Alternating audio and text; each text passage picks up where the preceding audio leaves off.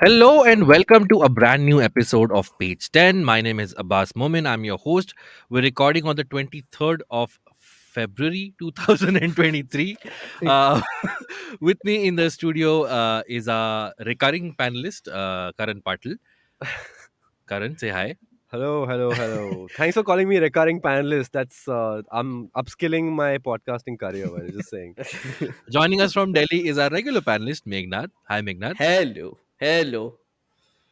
And joining us from Kolkata is our guest for this week. We have with us Urvashi Sarkar. I will very quickly give Urvashi's intro and then we can get into the topics. So, Urvashi is an independent journalist based in Mumbai and Kolkata. She writes on political and corporate lobbying, nuclear energy, and climate change. Her work has won 3 journalism awards and she is a recipient of numerous fellowships. Urvashi's work has been published by Indian and international publications like The Hindu, Caravan Magazine, Al Jazeera, BBC, and Bulletin of the Atomic Scientists. So, quite an impressive resume there, Urvashi. Thank you so much for joining us from Kolkata. Yeah, thank you for that introduction. You could have shortened it if you wanted, but fine, you went with it. Yeah. Yep. I hesitated a little in the beginning for the date because I was confused whether we're in February or March. So I just corrected myself. We are indeed in February still. You're time Uh, warping suddenly, Abbas. What is this? yes. Okay, so in case you're listening to Page 10 for the first time, Page 10 is the current affairs show from the All About Now feed and YouTube channel at IVM, where each panelist brings a piece of news that preferably happened in the last week, and then we have a healthy discussion about it. You can also find shows like ELI 10 on this very feed and YouTube channel, and very soon we will be debuting season 2 of How to Citizen. Very, very soon, actually. Actually, On the the by the time this episode goes out, the Yes. episode one would be out. So go watch. Yes, go watch Um, How to Citizen we as well. we went to Kashmir to talk to Omar Abdullah with a seventh grade civics book. So fun. It's a Yeah. fun episode. Please watch. Yeah. Yep. And if you Trailer. like,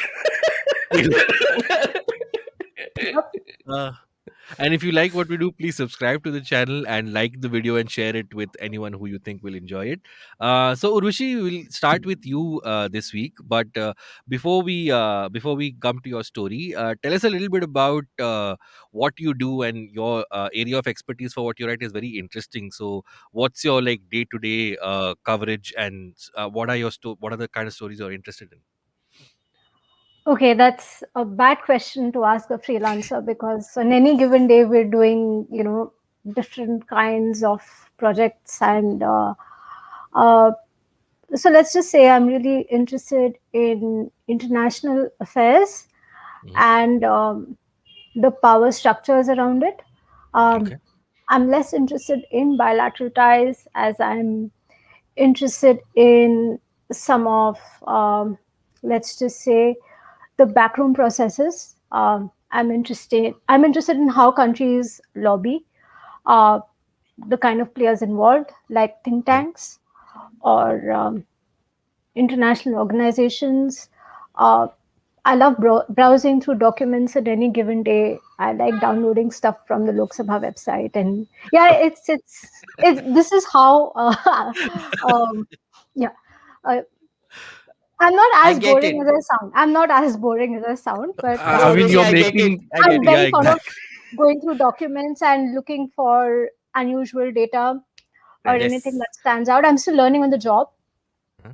and which means that I just spend a lot of time learning and pitching and trying to get freelance gigs, which are few and far in between. But I like doing long form stuff, which allows me to give a lot of thought, a lot of time, file right to information requests, which get thrown out. So, yeah.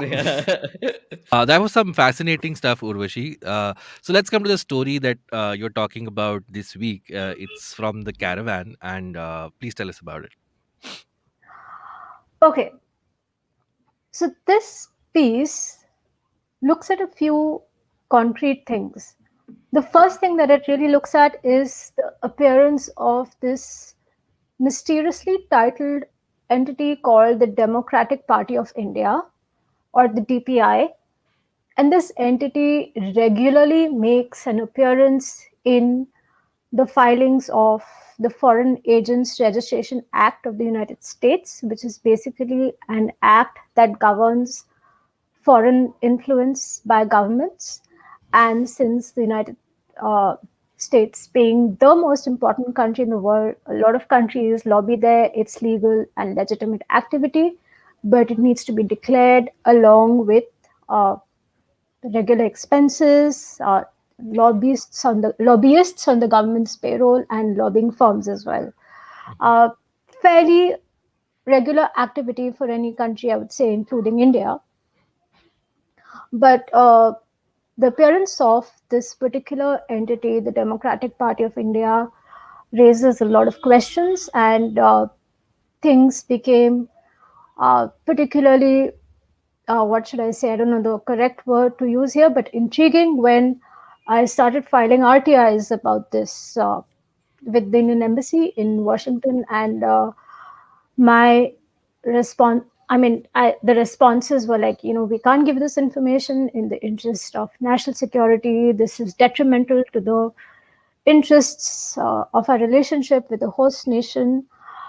Um, and I was like, okay, fine, they don't want to divulge information, but I kept seeing those filings. And then Mm. I finally went to the CIC, which is the Central Information Commission. And the day that I filed my uh, sort of final appeal with the CIC, the very same day, the lobbying firm in question, they changed the filings. They removed the name of Democratic Party of India and switched it back to Republic of India, Mhm. which was very mysterious. Mhm. I also filed RTIs with Election Commission of India to understand what this entity Sorry, might be. Urvashi, interrupting. So the Democratic Party of India was called something else before, and it went back to that name. So we don't know actually. The Okay. standard name is Republic of India. That's the name, or Okay. the Government of India, that you'll find through the filings. Hmm. Um, so, but in between, there's this period between December of 2019 and June 2020 that we see this entity making an appearance, and not just a name. It's registered at the address of the Indian Embassy. There are contacts in the Right. name of Hmm. and expenses, and nobody has any idea what this is. Nobody is willing to tell us what this is. And it's not just the DPI. I also look at uh, the Modi government's lobbying in the United States, and I found that post 2019, or in the middle of 2019, when uh, there was the abrogation of Article 370 on Kashmir, and the botched up handling of the protests against the farmer laws, and India's very apathetic handling of the lockdown. All of these events got the Modi government really bad press, Mhm. and really bad international press and criticism from foreign governments as well. Mhm. Um, so the Modi government would have felt the need to project a positive image in the United Right. States. Mm. Uh, and so for this, they hired a barrage of lobbying firms. Again, I have to repeat that this is normal activity for any government to Right. do, Mm. Mm. to spend money and to hire lobbying firms. And so it's like I found that, and these are just conservative estimates. I found that from 2014 to around September 2022, they spent about $10 million in lobbying, and maybe a small change in a country Hmm. like the United States, but Yeah. I think it means a big deal Mhm. in the context of the Indian democracy, where like there are a lot of questions that these kind of expenditures raise. Mhm. Uh, and it's not just the BJP. I'd like to emphasize it's also Congress, which is the Right. Indian state particularly is secretive and Mhm. very guarded about the lobbying it conducts abroad. And it's not just the United States; it's also Hmm. other countries where India lobbies, but which these are countries like maybe Canada or UK or um, Europe, where there Hmm. is significant Indian diaspora. Mhm. But again, this is like it's like a dark well. You don't get to know anything about it in in the pretext of national security. Hmm. Um, so I also look at, in fact, India's lobbying efforts in the United States since the 90s, because in, was it 98, 99, when India conducted its nuclear tests, Yeah. and that, was a very important moment in India-US relations. In fact, it was a bad Hmm. moment because India was ostracized for conducting those Mm, tests. mm, And then there was the 2008 India-US nuclear deal, where again you see an uptick of lobbying activity because India really needed uh, approval of the U.S. Congress for the 123 Act, as it was mm. called then. So it looks at a long history, really, and Right.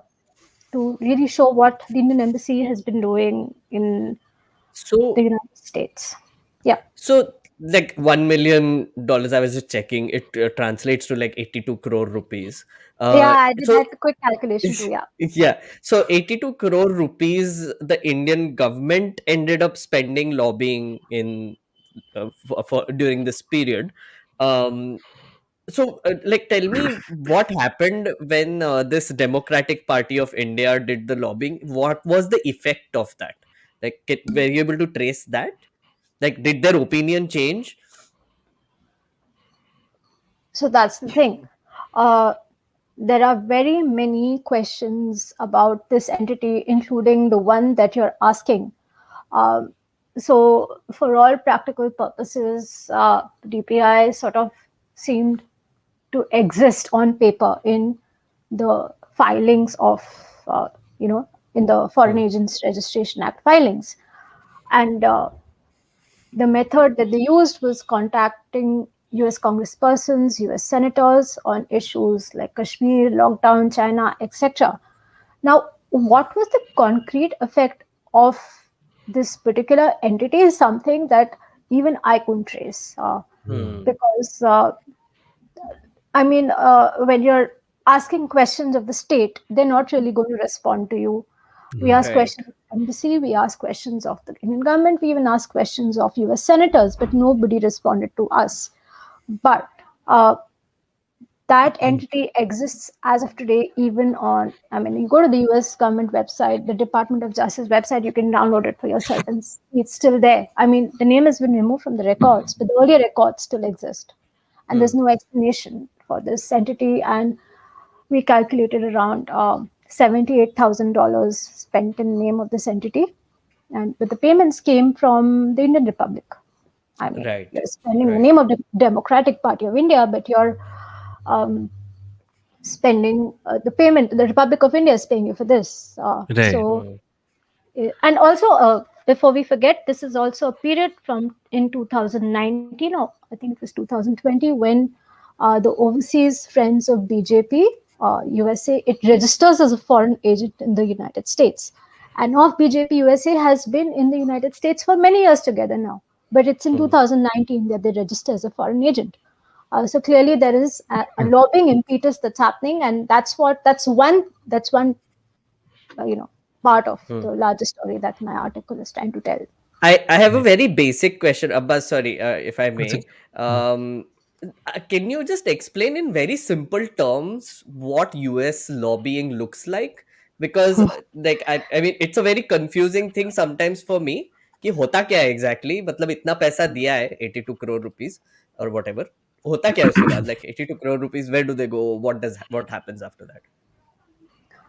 Huh, good question. So, what happens here is that, and I'll tell you in the terms that I understand it. Hmm. So, what happens is that they'll hire, like, let's just say, hire a lobbying firm and say that develop contacts with US senators, for example. Or let's just say, if there are a lot of issues that define the India US relationship. For example, Hmm. let's just say H1B, for example, right? Hmm. This is something that everyone will connect with. H1B, we want more H1B visas. And the US government is, it's a political issue for them.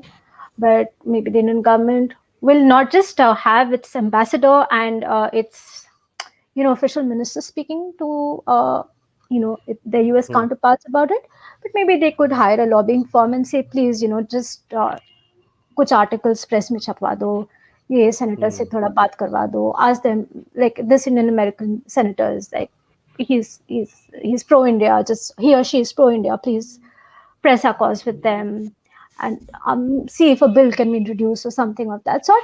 And this is all. It's perfectly legit as long as it's on record and there are contracts. So, or there could be other things like export import, for instance. Like India wants, say, you know. They don't want the US dumping its goods on India, for example. So they might want to, put out some statements on that. Or they may just say, Acha, naya ambassador aa raha hai, just reach out to all the senators. There's a dinner being organized, or it could be something as Yeah. basic as that. Yeah. So it's a form of outreach, and it's one form of various kinds of outreach. Like India-US relations, they happen at various levels, like university to university, embassy to embassy, uh, corporate to corporate, people to people. There are like various ways to do this, and this is one of them. And and in the US they define lobbying in a very specific way. I can't give you the exact wording of it, but it's very clearly defined activity. But it can Right. get people into trouble. It can get So, countries. my question is to both Urvashi and Meghnad. So, Meghnad and Urvashi, is lobbying considered a dirty word in India? Because I Oh, am thinking of the Neera Radia controversy that happened. She was yeah, yeah, also yeah. described as a lobbyist. So, why is it like normal in the US but a dirty word in India? So, do you know, when I was working with MPs, no, Hmm. there was definite lobbying happening with us, right? Hmm. And I just couldn't call it lobbying. I feel Okay. it was called advocacy. So, when there are like these advocacy firms all around, which basically, like NGOs hire or like corporates hire, etc. Their Hmm. job, as Urvashi also defined in the US, Hmm. their job is to find the right people, to Hmm. essentially influential people to reach out to, and then just spread the message that Right. the client wants you to spread, right? Hmm. And also to figure out if there can be any policy change that can be done meanwhile. For example, one lobbying firm that had come to us, um, I won't name them. Uh, I won't call them lobbying. Also, advocacy firm that came to us, Yeah. basically wanted like one issue raised. So they gave us 10 questions to file in Parliament, Hmm. right? And then my MP basically had to. Matlab, it was up to that MP to put it into Parliament or not. Hmm. So I had to go through those questions, and I thought they were good questions, so I actually put them in. I mean, it was about death penalty, right? So so essentially I put them in because we also like aligned with the cause per se. So then the effectiveness of that firm is that they found us, who they knew, Right. that we were kind of aligned with what they Huh. think, etc. So we would be Huh. able to help them. Huh. So यहाँ पे advocacy firms तो भतेरो भरे भरे हुए हैं, but lobbying नहीं बोलना उसको. That's the agreement. Is there any legal consequences to that, to calling it lobbying or doing lobbying? No. Urvashi, do you want to also Yeah, I was tell us just about it? thinking about stuff that you said. It kind of sort of reminds me of the research plug for my own book that I'm writing about think tanks. The Yeah. book that is sort of just there, not Hmm. been written as yet, but anyway. But yeah, so really, what is lobbying? I don't think Indian law defines it as yet. There have been efforts, but it's not been Hmm. defined. And really, like everyone sort of quote unquote lobbies in their Hmm. own way, right? Right. Like you write, a newspaper article saying, we need more expenditure on roads, for example. Well, one wouldn't call it lobbying, but you're like pressing for a certain thing. Like Right. big, like Human Rights Watch might lobby for something, Amnesty might, Greenpeace might, or let's just say US India Business Council might, or Ambani's might lobby for something. So Hmm. uh, it's very vaguely defined, and yes, there is a tag attached to Hmm. lobbying in India. It's not Okay. something. It's not a a word that is sort of accepted. Usually lobbying, तो मतलब को मतलब कुछ Hmm. exchange Yeah. होगा. Business suitcases are being exchanged of money, of cash. ये होता है वो. And yeah, the Neera Radia case of And they, as as you rightly said, they can go by they're like PR firms that do it. And one day, if someone gives Hmm. opportunity, I want to get into, want to delve into the business of PR firms. Many of them are actually like sort of lobbyists, and Yeah. it's very well And known. also, Or Urvashi, and I law must firms as point well. out. Law firms Yeah. as well. They Yeah. also, Exactly. yeah, yeah, Yeah, also wanted to point out, like, the PR firm, the advocacy firm, and the law firm. I think they're like somewhat also doing similar activities in a way, because if a PR firm, for example, this whole Adani thing that is happening, Hmm. a PR firm who is creating social pressure through influencers and then reaching out to columnists and newspapers and planting articles everywhere, that is also kind of a form of lobbying, but we won't call it that. Maybe it's like just PR, as we call it. Hmm. That's just public relations for the Right. company. It's very vaguely defined, but यहाँ पे the point is, as Urvashi said, कि suitcase exchange होते हैं, that is so fit in our head ना, कि Right. अरे हाँ, ये तो कुछ तो ही shady चल रहा है. तो as long as it's transparent, I'm actually fine with lobbying. yeah, yeah. You know, I mean, just keep a record कि अच्छा ठीक है, ये कंपनी ने इतना पैसा ये लॉबिंग फर्म को दिया, and this lobbying firm is reaching out to such and such people. Just Hmm. make it public, right? Then I'm Right. actually fine with it. I mean, it's fine. Hmm. The Right. lobbying And word is also used a lot during the Oscars. The producers try and influence the Mm. Academy to get the awards. So yeah, that's also where it's used a lot. Sorry, Roshi, you were saying? no, it's fine. I was just trying to, catch up with the thread of this conversation, and I forgot what I was saying, so it's okay. That's okay. Karan, anything you want to add I before just we want to move on? pop in and say Yeah. that suitcase exchanging thing, that does have a word. I think that's called buying electoral bonds. Or do I have it wrong? Oh, that's getting Nicely into. done. Nicely done. Savage. I love it. You should call Nitin Sethi on your show if you already have. Yes. So Nitin Sethi, just for context, is the investigative journalist who did this three-part series on electoral bonds. I've also done an interview with him. Very fun guy. Just for the context of everyone listening. Yeah, yeah, Yeah, you mentioned electoral bonds, so I thought, Yeah. I think it's important to mention, considering we're talking about exchanging yeah. suitcases, that's the most, Yeah. or whatever, or PM cares. I Now don't know, they are whichever one you pieces prefer. of paper. Now they are pieces of paper, Oh, essentially. digital transactions. Digital transactions, yes. All right. Anything? Any last thing you want to add, Urvashi, before we move on? Yes, actually, yeah. Now Batti Go jal ahead. gayi, and I remembered what I have to Yeah. say. What I wanted to say really, that is that what puzzled me and also like a lot of people about this piece is that how the Indian government is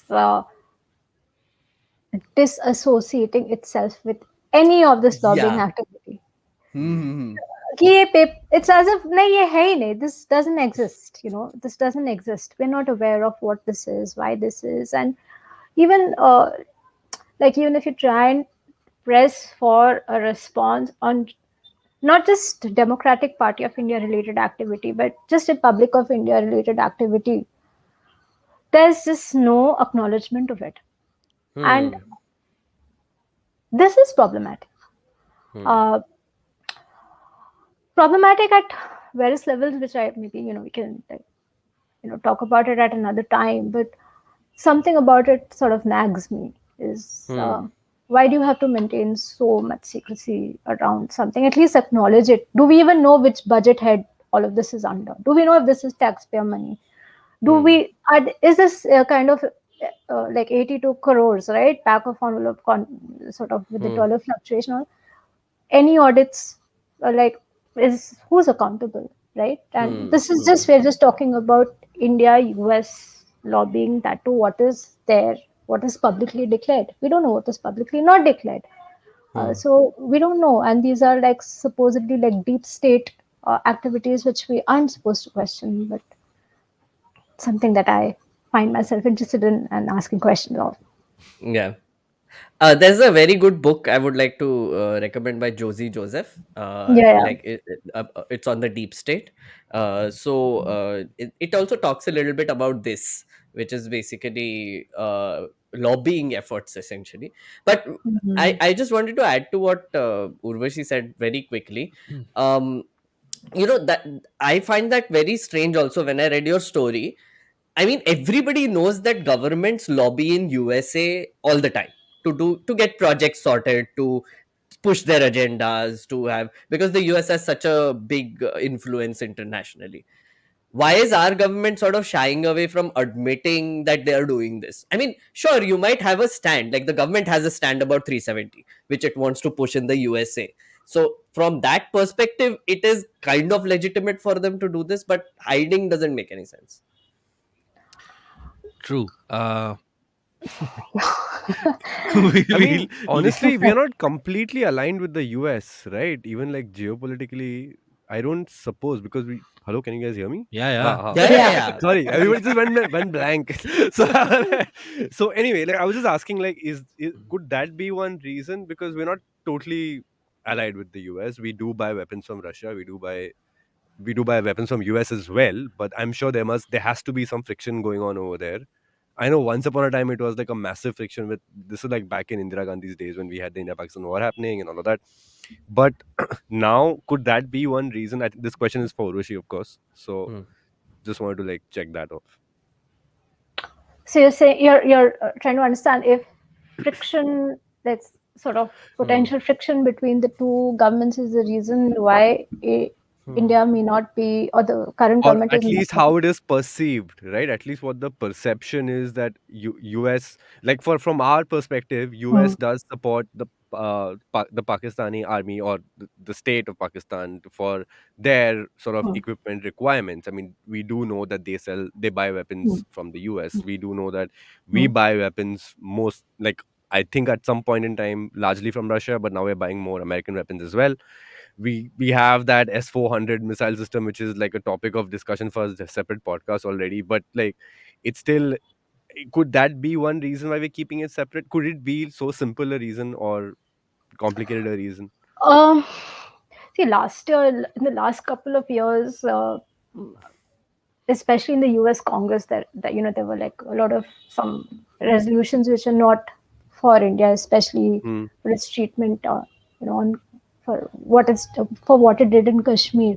Hmm. But my hunch is that this is a larger continuation of state policy to remain, to not acknowledge, to not publicly say anything about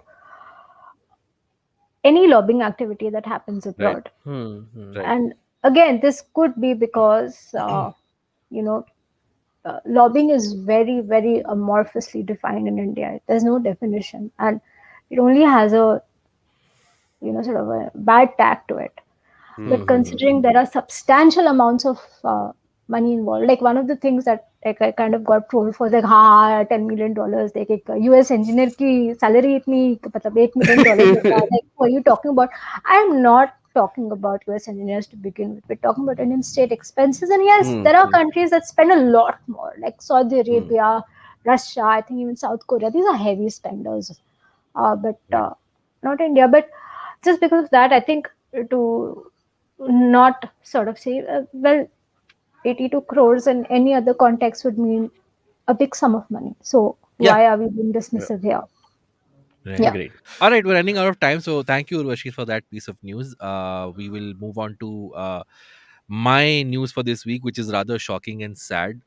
So the headline reads: Bhiwani double murder case. Rajasthan police gets solid evidence against 8 accused. Says role of Monu Manesar still being probed.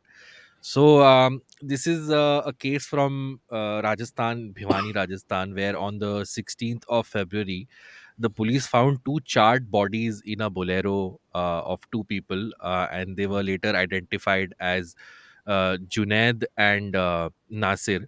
Nasir was 25 years old. Junaid was 35, and they have been. It's assumed, and actually, it's almost sort of confirmed now that they had been killed, murdered rather, for a case of cow vigilantism, where members of so-called cow vigilantes nabbed them, kidnapped them, and set their bodies on fire. So, as the headline said, that the police now has evidence against 8 of those accused, but one of them, Monu Manesar, who's a very prominent Bajrang Dal leader, his role in the case is being probed, but it is, I mean, Monu Manesar has already has a very shady history of these kind of incidents. So there is also a piece from India Today which says victim shaming, hate speeches, and open threats. Monu Manesar is hailed as hero at Haryana Mahapanchayat. So what happened was, when the police tried to go after Monu Manesar, there were these, as we have seen in certain other previous cases of cow vigilantism also, there were these Mahapanchayats that came out in support of Monu Manesar, where these cow vigilantes and members of the Bajrang Dal, the Vishwa Hindu Parishad, they uh, came out to show their support for him and basically intimidate the authorities so that they do not pick him up or arrest him. And in case they do, there were threats of violence. There were speeches made at these Mahapanchayats which were again more, inflammatory and sort of biased towards a particular community.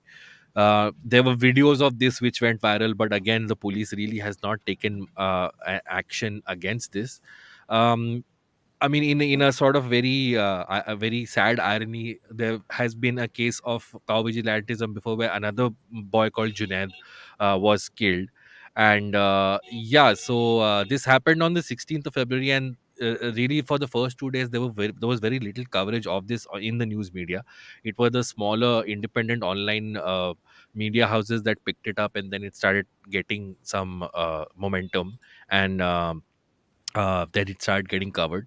But yeah, Monu Manesar, as of recording this episode on the 23rd of February, still not been arrested. And in fact, these Mahapanchayats have now started collecting money to fight the case for Monu Manesar, and they've already collected more than a lakh rupees, 1 lakh rupees.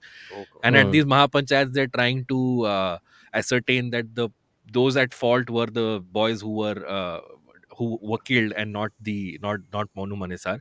So in fact, Junaid has had cases of cow smuggling lodged against him in the past, but Nasir has had no criminal record.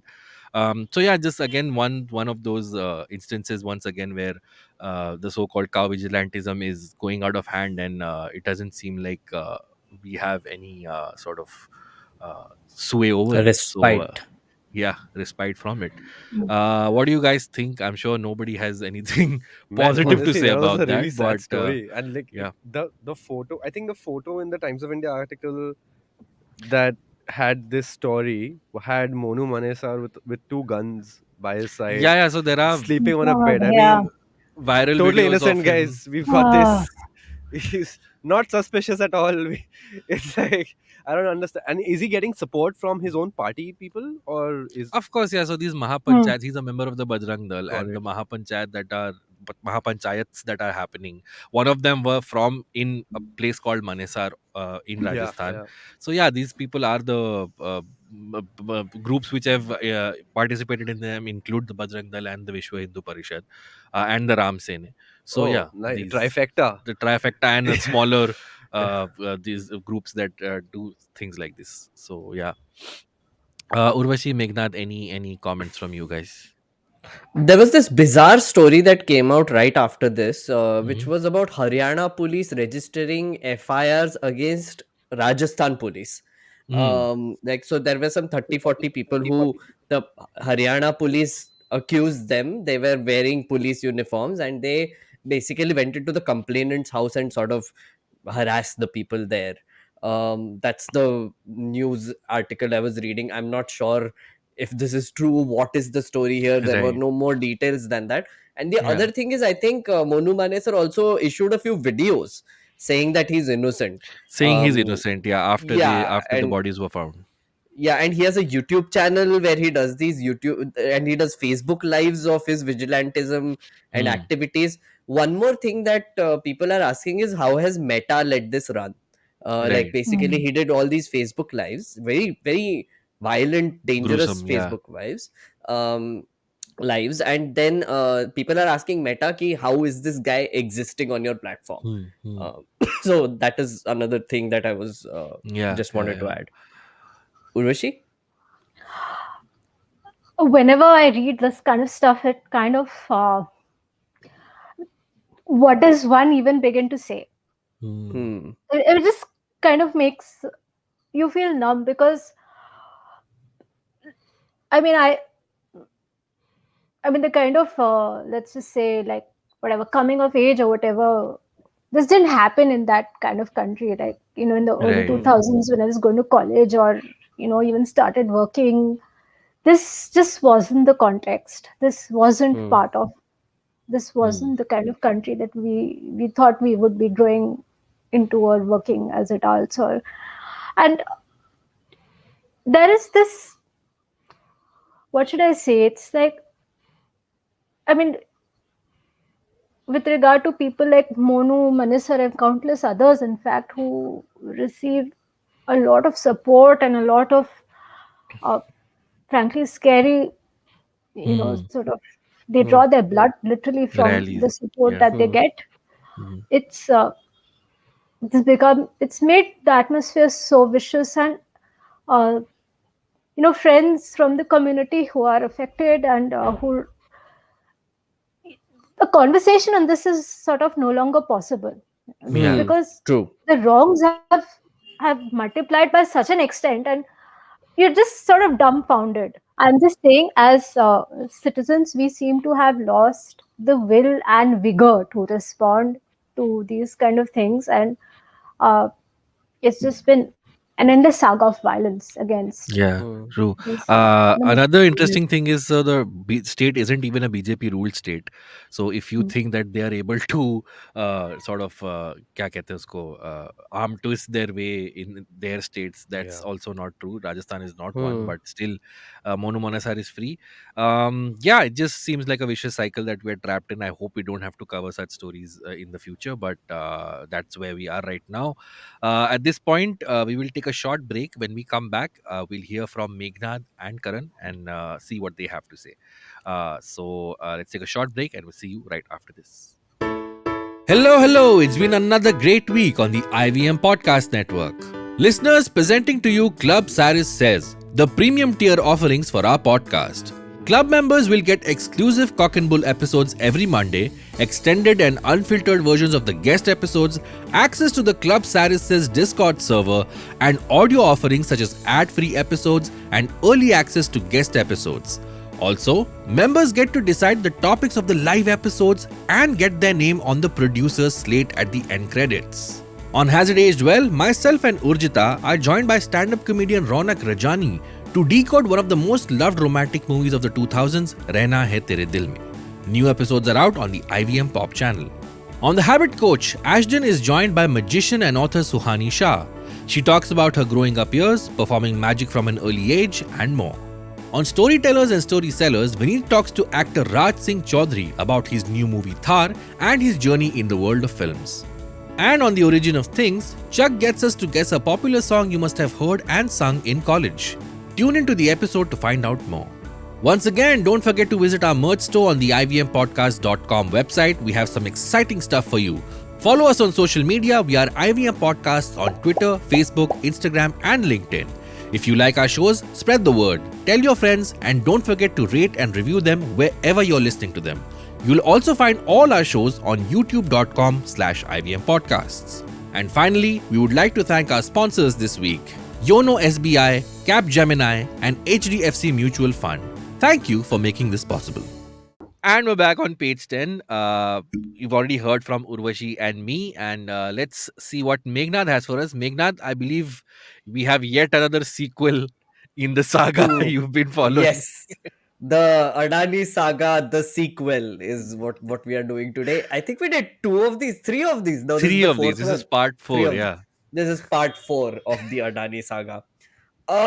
Okay, so it's been a month We since can the almost, Meghnad, we can almost do a previously on for this. previously on. Yeah, we should do like a previously on the Adani Saga. This is what Yeah. happened.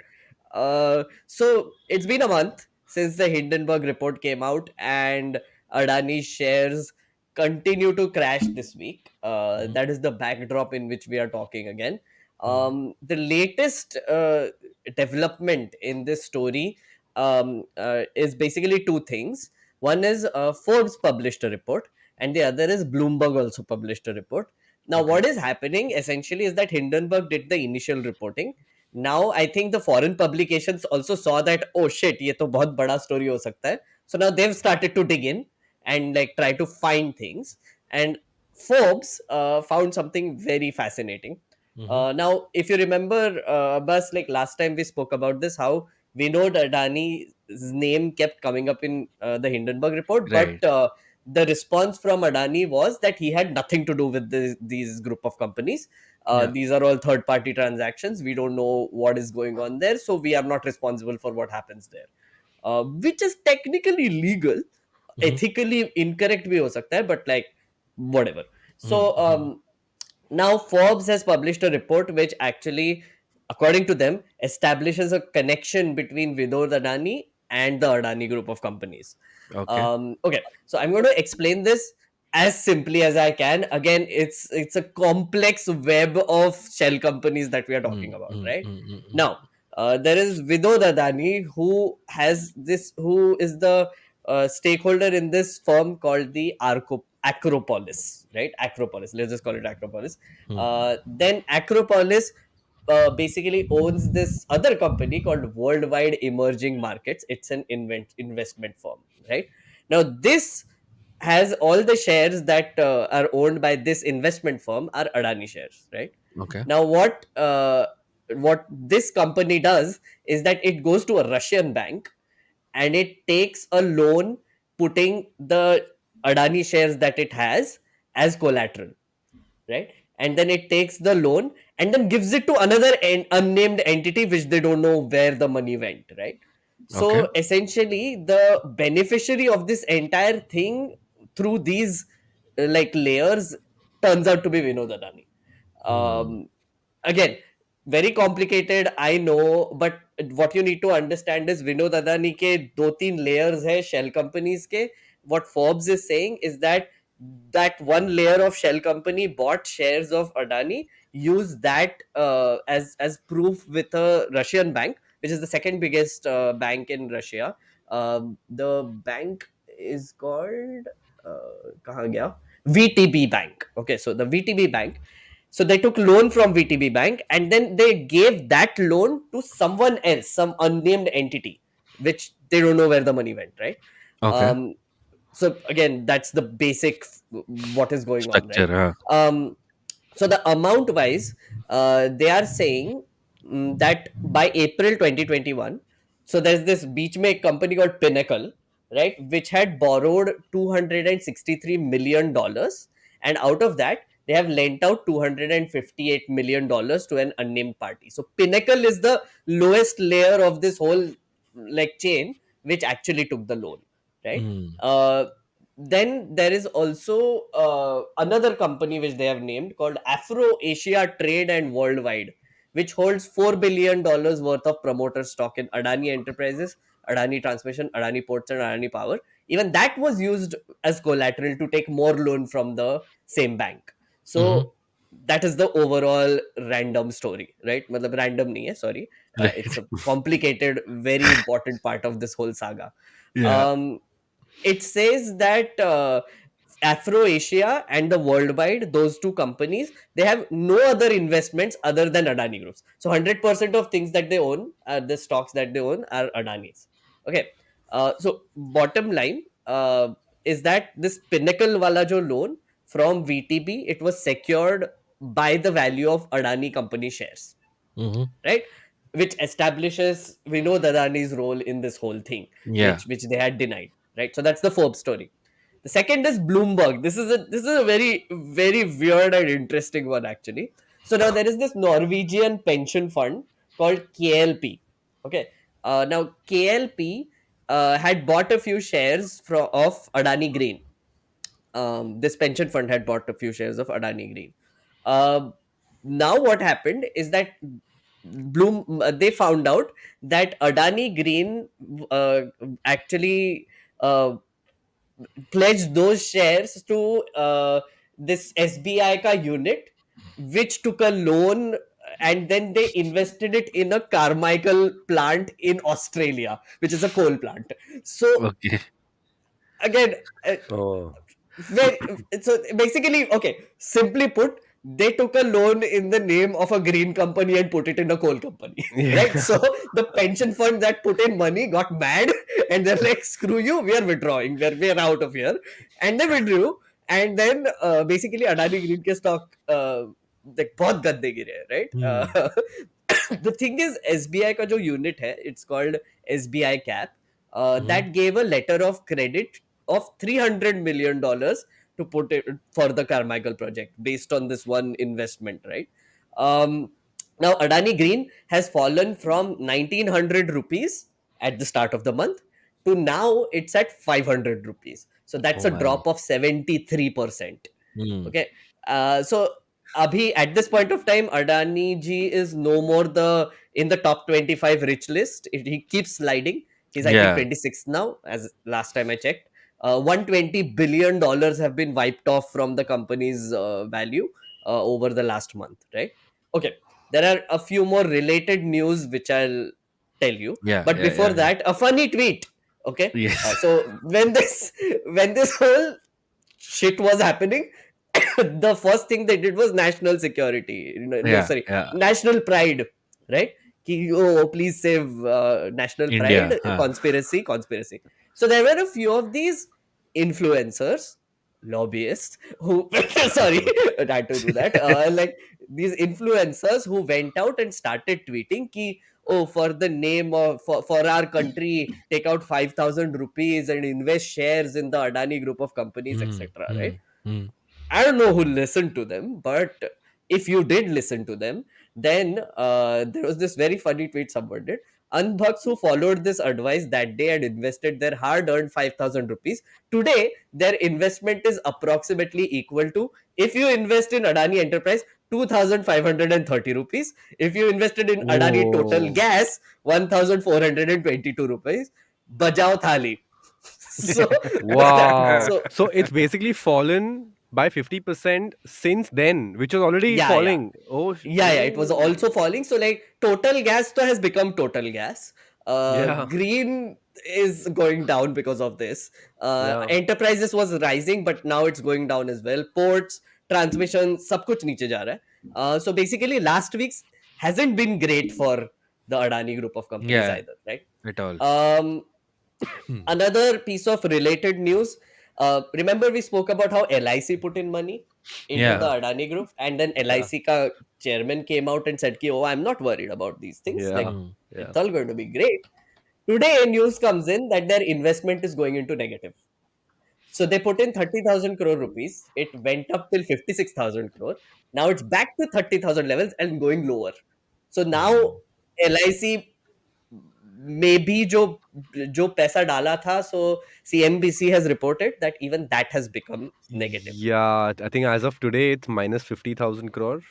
Or is it uh 50,000 crore loss? That's what I read I today. think 50,000 crore loss is what they were saying, because it rose Yeah. till 56,000 crore, the value of Wow. 30,000 Okay. crore, and now it's falling. So I think it went down below the 30,000 initial investment. 30,000 crore, by the way, Hmm. initial investment. So yeah, that's the Wow. story. Pawan Khera was arrested, by the way, with in a Yeah. very random aside in the same story. He gave a press conference about this and he called Narendra Damodar Das Modi. He said Narendra Gautam Das Modi and then laughed Wow. about it. So Assam police came to Delhi, Wow. deplaned him, and arrested him. Okay, But that's on what random charges news, did they but arrest important. him? I know there was I think section 156A or something I was reading. Don't know the details yet. I just saw this right before this episode. Okay. So Okay. maybe we'll cover this next time. Yeah, sure. Um, Karan, Urvashi, anything to say? Yeah, for hell yes. So basically, what I've been also reading. So I've also been following this. Meghnad knows. I've also been following the story closely since it broke out, the Hindenburg report and all that. And what I've read today Hmm. is that even the governments of Sri Lanka, Australia has already been doing this for a while, but now the governments of Sri Lanka and Australia are kind of reassessing the situation of what is going on. Honestly, I don't know why Australia is taking so long. They've been complaining Hmm. about Adani for a very, very, very long Yeah. time. In fact, there was a John Oliver episode Mhm, in mhm. Yeah. 2011 or 12 Karan, about should I this. tell you how? Yeah. Lobbying.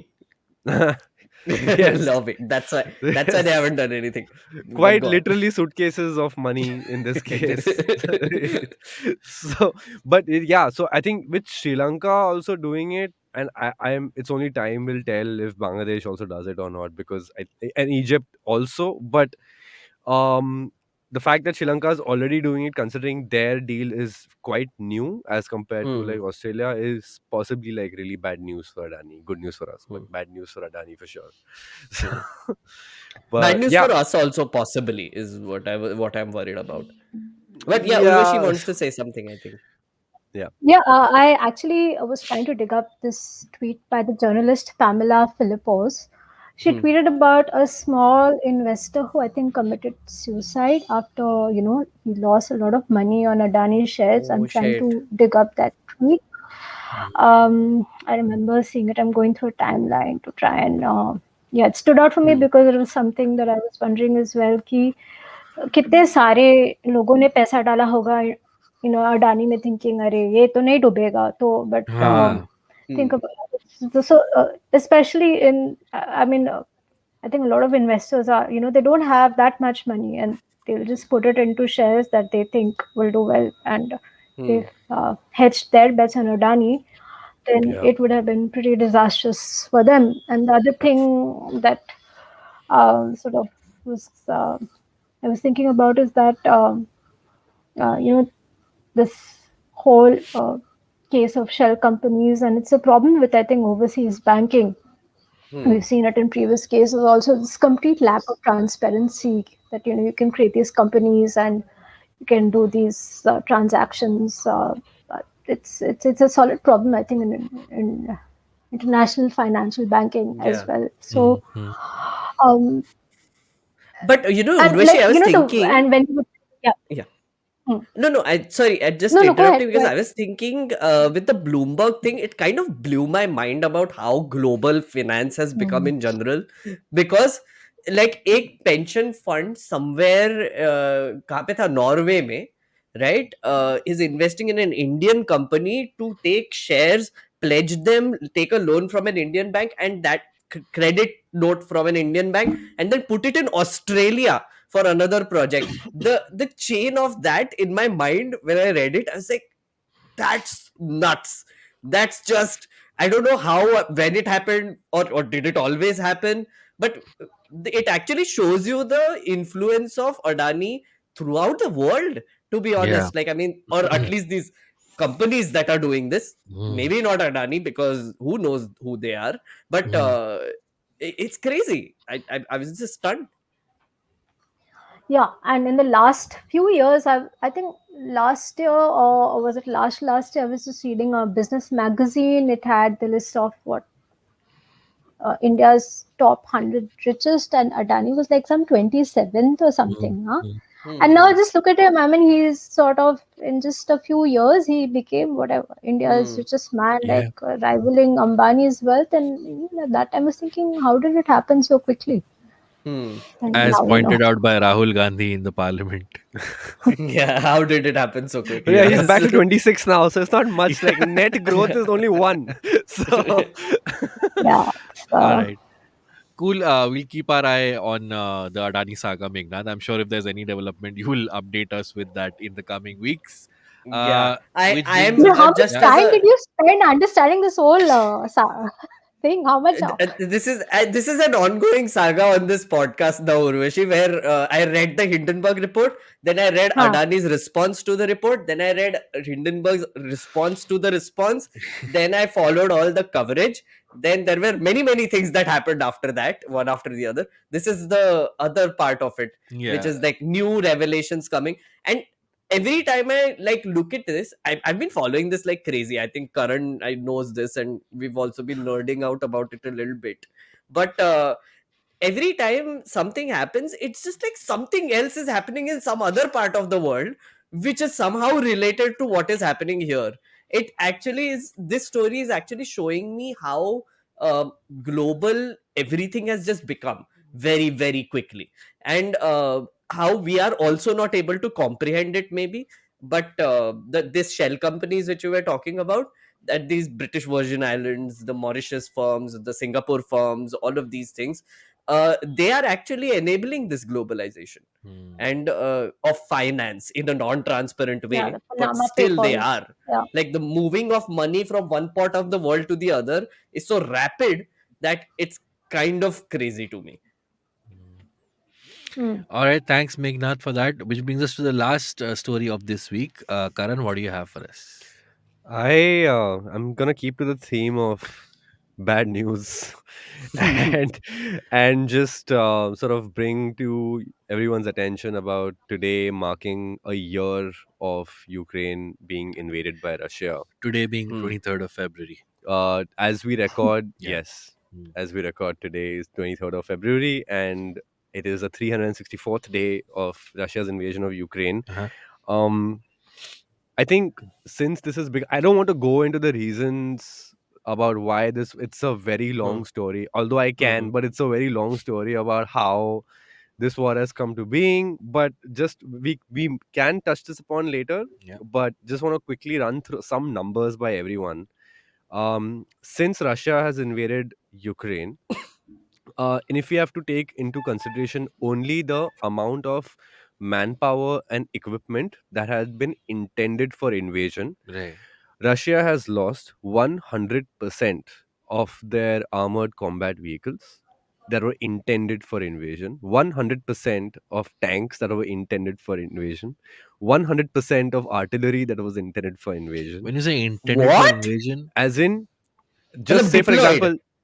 example, hmm, Russia has a total tanks has 100 tanks, right? yeah. And they Hmm. are assigning say 20 of them to invade Ukraine, while Yeah, yeah, keeping yeah. the rest obviously Deployment. Ukraine. Yeah. Right. So all of such equipment that was intended for Russia's for Ukraine's invasion initially, Hmm. right? So of those numbers, just those numbers, they have lost. I'm just going to take this shorter, right? Yeah. So 100% of armored combat vehicles, tanks, artillery, helicopters.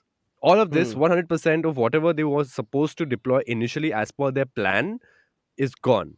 Now, it's only 90% of aircrafts and 24% of ships and boats that were intended for invasion are basically now gone. Hmm. If you had to now just extrapolate this in terms of what their total armed forces, what their total strength is, right? Hmm. That still comes down to 64% of their armed forces. 64% of their Wow. armed forces is lost in Ukraine. Um, Almost 100% of their tanks are gone. They don't have tanks right now. They have maybe only about 20% of their aircrafts, like sorry, 80% of the aircrafts left, obviously Hmm. because this war is largely Hmm. based on fought on Land. land, and Hmm. not much in terms of water except for the Moskva that was sunk Hmm. Hmm. earlier. Hmm. But anyway, so that is also not counting all the war crimes that they have been doing in Bucha and all of the different sort of places, where Mariupol still happening right now. And like honestly, I just, of course, Ukraine has tremendous support from literally everyone in the world on this on in this war against Russia. And it just, there are two things. So for one is Ukraine is bloody strong when it comes to their armies and their just their defense. And secondly, Russia is not really, I mean, I think Russia has lost all the soft power that they had in terms of global geopolitics and all of Hmm. that. Hmm. They can't project that power anymore. They don't have I mean, they can't even bully anyone right now. They're like, "What are you doing, boss?" Like right now, I mean, literally as we speak, the Ukraine war is not really going very well for them. So then, I, w- going forward, and plus the sanctions on Russia right now, like they pretty much can't replenish their armies or their uh, or the equipment because of all the sanctions that are going on.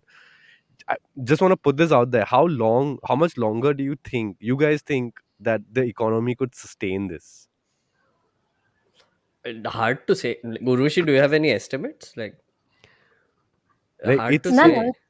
it's wild because right now they're literally going into their reserves. If you know, if I mean, if you guys have been following this, they're literally going into their reserves right now. People like India, China, Iran still sort of trading with them, but we have Hmm. our own reasons for all of that. Hmm. Hmm. But it really, I feel so. Me personally, being the optimist that I am, I don't see this going for another year personally.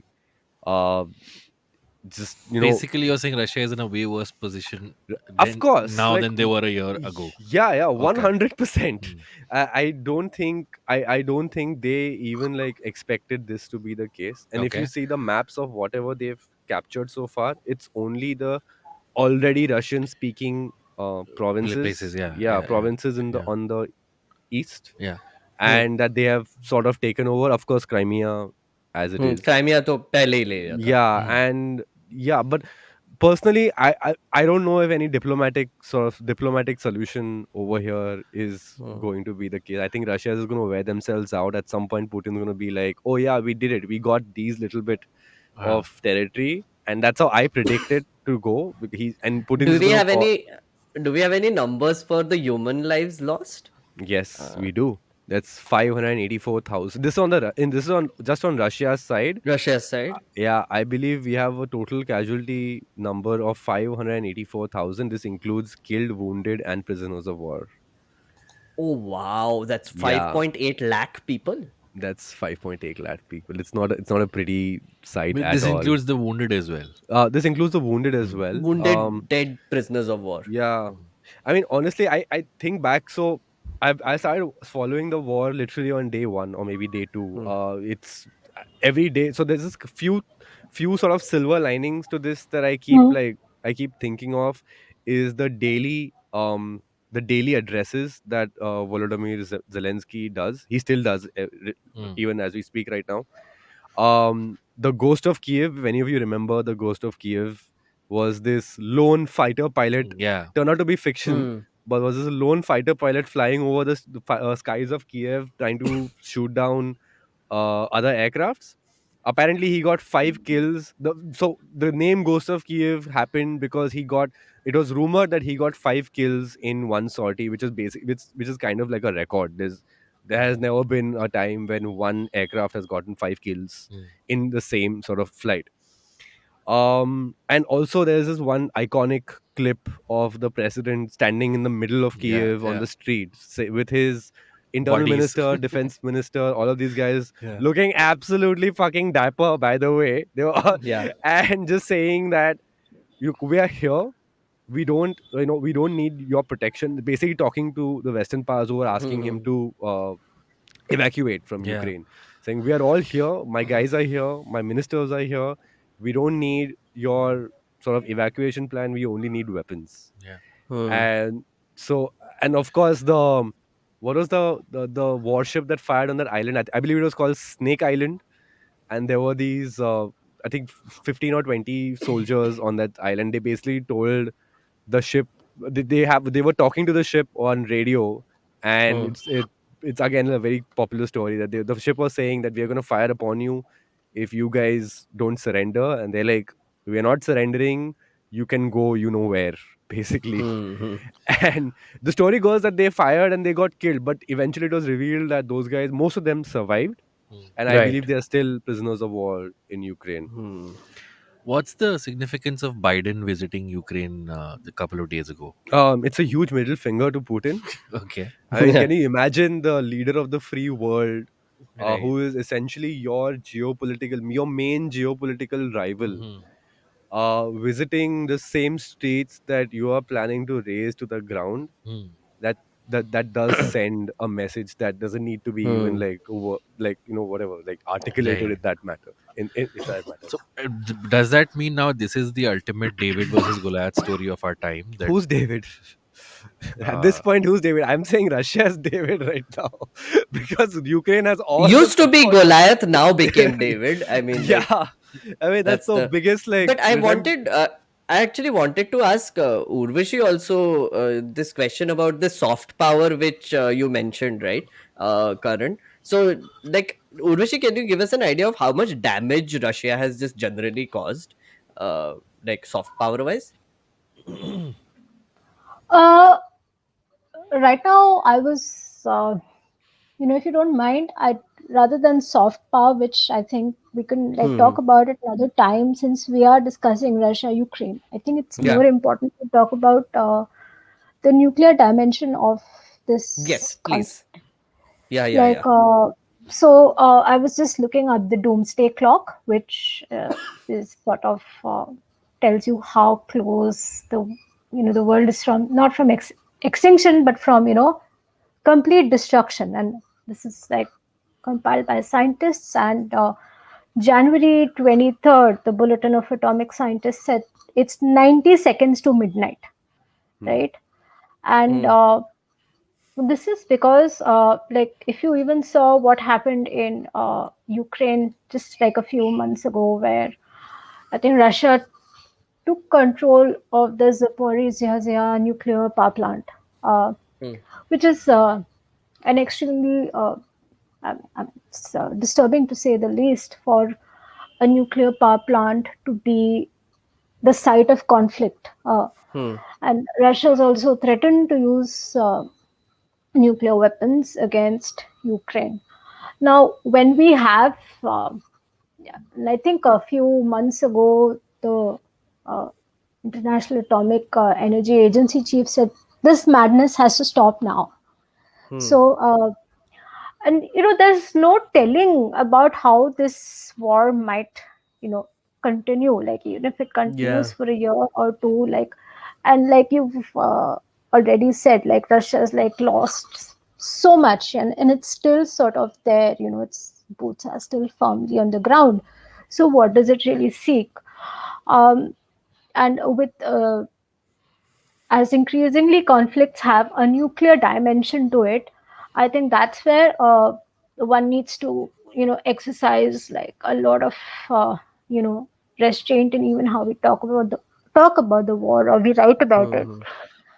um, because we know that there is no path of return once that happens. We saw that Yeah. in Hiroshima and Nagasaki. We saw it in like accidents of civilian nuclear energy in Chernobyl and Yeah. in Fukushima. And so it's like when I read about the Russian takeover of Zaporizhia, I was like, okay, this conflict Hmm. has entered a new dimension, and that's why even countries like have uh, we have problems with Pakistan, we have problems with China, and everyone is armed to the teeth. So in Hmm. every Hmm. possible way, Yeah. and nuclear weapons, and these give it a completely new dimension to the conflict. And even as we speak, there are even greater sort of threats to think about, like cyber attacks, right? It's no longer Hmm. just about boots on the ground or in physically invading someone's territory or drone bhej diya.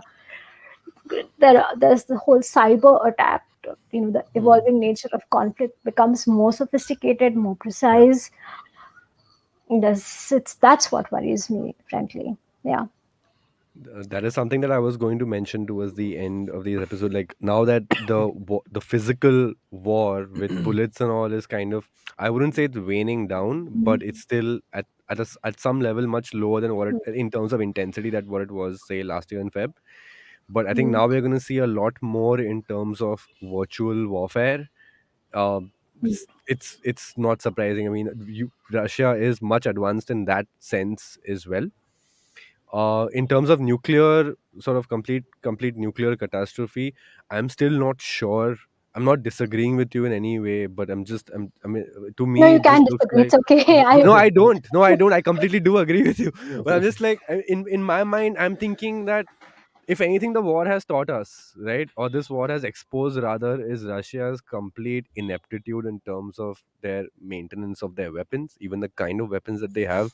There are so many reports coming in that the soldiers who are being deployed right now are still being given bullets from the 70s, which is fine. I mean, the weapons ordnance really stays for that long, but they're getting helmets from World War II, guys.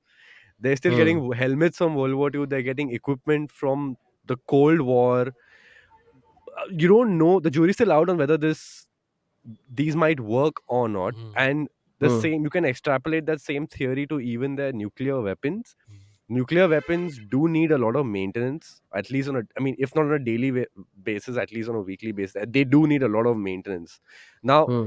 they know that their equipment is not really kind of dependable, but they also know that the other guy in front of them does have nuclear weapons, and they know that they will be maintained on a day-to-day basis because the other guy is basically the United States, Right.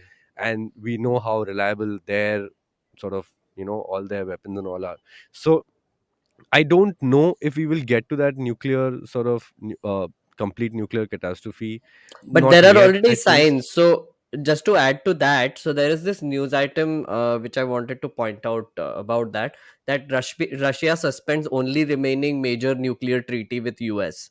So Yeah, since the Cold War times, there was this mutual agreement that we won't do any nuclear tests. yeah, So Russia has suspended that policy right now. They are yeah. saying that we don't know if we will completely pull out, but they have suspended, which is a signaling exercise essentially. Correct. And but I mean, you never know where Towards it the goes end from of that here. same speech, he also said that we are doing this, but as long as the other side also doesn't do it, we are okay. Yeah, yeah, yeah, So yeah. honestly, yeah, man. And just to add to that, the day Biden landed in Kiev, Hmm. Russia failed an ICBM missile launch. Oh, Yeah, so it's not enough that his sworn geopolitical enemy was in the enemy territory, but also that they had this whole thing planned where they're going to show their strength and all that, but that failed. So hmm. that just gives me enough confidence that maybe, we have that some hope left in terms of On that you know note, I'd like to add that most of India's nuclear reactors are built with Russian technology. Hmm. yeah, So Yeah, yeah. yeah. And also our weapons come from there. So like we have a yeah, big Well, amount I of would say defense weapons coming from. I would say at this point that's going down though. We are still like yeah. kind of Hmm. so like I said, we have the S300s, the S400s, and that was a huge, point of contention with the US because their doctrine is simple. If you buy weapons from Russia, we are going to start giving you less and less aid. But Hmm. India, I feel like the India is the only country in the world that has such a weird relationship with Russia because with US because they need us economically with all of their industry and all that depending on us. So which is why we have a great sort of diplomatic ties with the US. At the same time, we do buy their sort of F-16s and their sort of Hmm. jets as well. We do buy their weapons as well. We buy weapons from Israel a lot more now. That's going up, and I feel our dependency on Russian equipment is going to go down as time moves on. Hmm. All right. Cool. Actually, the Stockholm Institute of Peace and Research Institute said that while in recent couple of years, Indian purchases of Russian equipment has seen a dip, but in the next 10 years, it's again orders are going to Gonna go rise on. again. Hmm. Oh, really? Hmm. Uh, Hmm. Wow. yeah, yeah. Okay. This is for import of Russian, arms and equipment. Mhm. And also, yeah, India does have an indigenous, nuclear reactor program as well. So I think part of it is like Russian technology, but part of it is also indigenous. Hmm. Right. Hmm. Um, and yeah, the US requires India for trade and economy, and also because we're an important part of the Quad, Yeah. Hmm. which and, China is in US sees India as a counterweight to China, and sort of country worth sort of investing in, even as it would back Pakistan Yeah. Yeah. simultaneously as well. Right. Yeah. I have Ah, a quick question here. I want yeah. to ask Urvashi actually, and I wanted to ask someone who has a keener interest in the geopolitics than I do. So there are two sort of, I would say, schools of thought in No, terms I of should this. caution you. I can't promise I can answer you because I don't No, know what I you're. mean, I'm happy to even get an opinion. I follow like Honestly, very specific conversations on international relations, honestly, I'm and happy to even get an opinion because yeah, go I ahead, go have ahead, honestly I have no one else I can ask this like. So go there are ahead. basically two schools of thought when it comes to the reasons for Russia invading Ukraine. Right, the first one Hmm. obviously goes back to the whole Monroe Doctrine, moving into the Truman Doctrine, trying to talk about why NATO was formed was as a one sort of NATO as the virtue of by virtue of creating NATO was basically to oppose Russia in terms of Hmm. overall, like during the Cold War and all of that. That's why we had NATO. Now more and more countries are joining NATO, which Russia didn't really like, and I'm summarizing quite a lot over here. Russia essentially is saying that, guys, we want this Eastern Bloc to act as a buffer between the West and the East. So you guys stay out of NATO, telling the four Visegrad people, Ukrainians. like Poland, Sweden, Finland, Hungary, all of these guys, basically telling them, stay out of NATO, including Ukraine, stay out of NATO, and we will be okay. But now more and more countries joining the EU, joining NATO. So obviously Russia is getting pissed, and that's kind of why they are attacking Ukraine, which I completely subscribe to at some level. But what people sort of fail to understand, that, and at least I feel so, that this is still very old world thinking, that we can't be constantly like sort of just picking up arms because Russia is an enemy. In fact, we know that even Ukraine, but as as self determination goes, even they kind of wanted to join EU and NATO, and they have every right to. And why isn't that being something that's being considered, rather than just thinking of just we need to be beware of sort of like Russia and all of that. So just what do you think about this?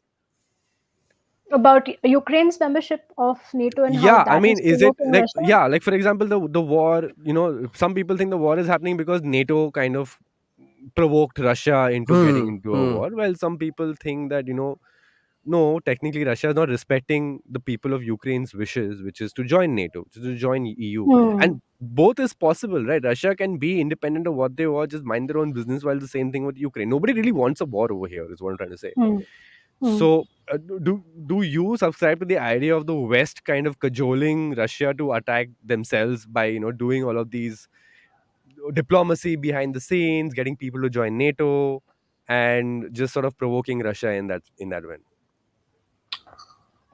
Um, yeah, well, when Russia's seen as the aggressor here, and definitely Yeah, has committed a lot of aggressions, and but one has to see the origins as well as its historic enmity with NATO.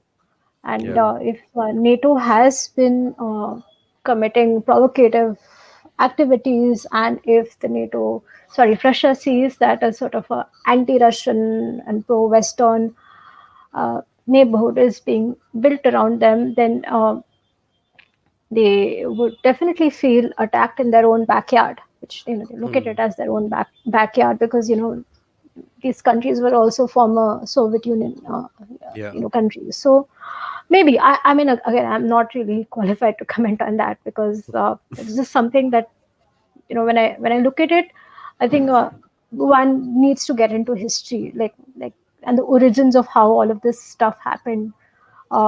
To And it wouldn't have been like a quick something like a trigger ho gaya and Russia mm. invaded Ukraine. It would be a series of Yeah, things yeah, that no, have it been going wasn't. on. In fact, And it's again like just the way global financial decisions are all, you know yeah, there's this there's global finance, there's also global geopolitics. So obviously, with Russia invading Ukraine, there would have been a wider set of calculations about Hmm. yeah, what would it trigger. And Putin is no fool. yeah, He yeah, would yeah, for know. sure. He'd know exactly what is going to happen in which part of the world.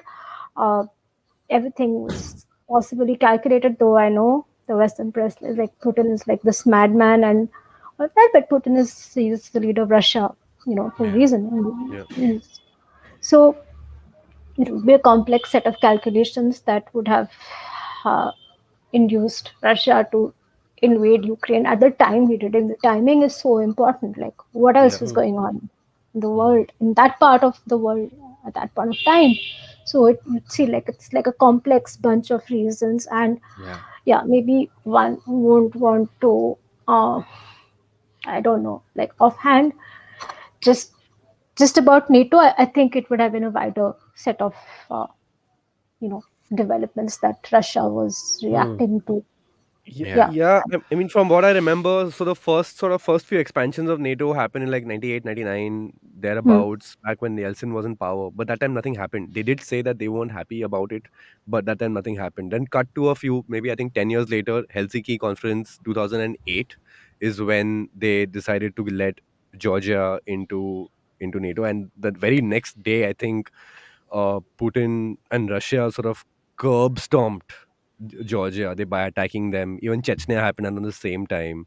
Then they again warned them, this is a gross violation of our treaty that we had agreed. You guys will have keep this buffer between us, but now you're taking all of these guys back into NATO. So this means that we are being provoked into this. But it's, I mean, at some point you have to also give the people a chance to decide, right? Because that's what's happening in Ukraine. The people, I mean, Ukraine also demographically, as like as you move more towards the east, it's more Russian speaking, and also more Russian sort of people who identify as Russian more, right, than Ukrainian. But then that self-determination is up to Ukraine to figure it out. Right. As far as Russia being an aggressor is something that I feel like, is it just the whims and fancies of a madman, or was that really required to blame NATO for it? Okay, we will get to that answer next time because my producer Nikhil is waving his hands to wrap up this episode. Wow, wow. Thank you for that update, Karan. Karan. Hey, I knew your name. All right. Thank you for that, and once again, thank you, Urvashi, for your insights on all the stories that you gave us. Before we wrap up, anything you want to plug, any story or any where can people find you on social media? Mm, hmm. I'm at Urvashi Sarkar 07. That's my Twitter Yeah. handle. All right. Yeah. Mm, All right. yeah. And any other stories apart from the one we covered today that you would want people to check out? Yep. I'm working on a story around nuclear liability, Okay. which is not yet published, but All right. yet to be. Hopefully, will see the light of the day soon, and All right.